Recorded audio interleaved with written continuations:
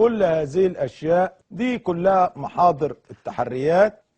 و2008 عملية تجنيد محمد مرسي عيسى العياط، أيضا متورط في هذه الموضوع. محمد مرسي بيملك سيارة وشقة إيجار، خرج من الرئاسة بيمتلك سيارة BMW وفيلا دوبلكس في التجمع الخامس 650 ألف جنيه. حول كل الفلوس اللي ظهرت عليه خلال السنة باسم مراته، وإن ثروة الرئيس وصلت إلى 2 مليار، استولى على 2 مليار جنيه مصري، امتلك فيلا بالتجمع الخامس، 2 سيارة مرسيدس موديل 2013، وقطعة أرض في التجمع الخامس، وقطعة أرض في محافظة الشرقية، وقطعة أرض في مدينة الغردقة. مرسي يساهم في شركة.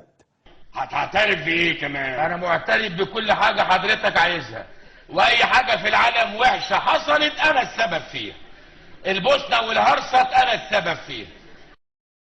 من كأس العالم أنا السبب فيه، ومستعد أمضي اعترف لغايه دلوقتي ب 24 تهمه.